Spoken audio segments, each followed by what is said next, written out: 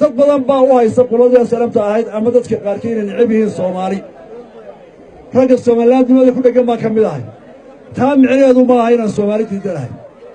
Soomaali baan ku faanaynaa Soomaali baynu nahay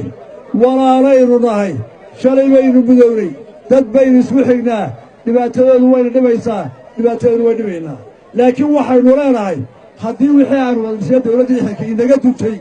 hadday hirgeli weynay haddaynu isqaban weynay hadday ilaa maanta 30 sannadood aynu dhibaato ku jirtaa walaalayaal waxaynu Soomaali ku dhisaynaa oo wax ku qabsan karaynaa iyadoo labadii Soomaaliyeed ee midowga gaarkeeda loo soo dhiso warbar hadeega 28 sannadood waxaan lahayn war Soomaali midnimadu way dubtay Soomaali midba gaarkeeda loo soo dhigo markaasay wax istarayaan markaasay qabsoomayaan walaalayaal waqti maanta koonfur waxa ka socda walaalayaal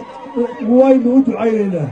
dhibaatada lama jecelin wixii ku dhacay waa ka xunahay waynu ka tacsaynaa 450 baa shalay ku dhintay xabar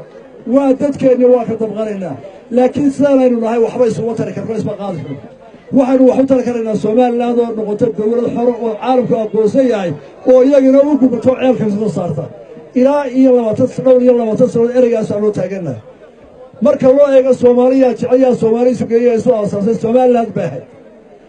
markii isticmaalka la eriyay markii Soomaali xor doonaysay dadkii u gutaday naftooda u huray ku dhintay waxay ahaayeen Soomaaliland oo dhan bar ilaa galbeed maanta Soomaaliland sidaan Soomaali nibcayn laakiin duruufaha yimid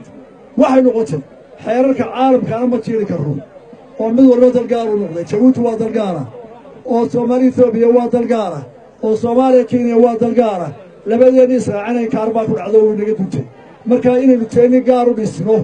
iyagana u gurmano inagoo Soomaaliyeed jecel war marka hoosta laga xariiqo oo dadka oranaya u qaadanaya rag baa wax la carraaya wartaasi ma jirto tala guud baa la eegayaa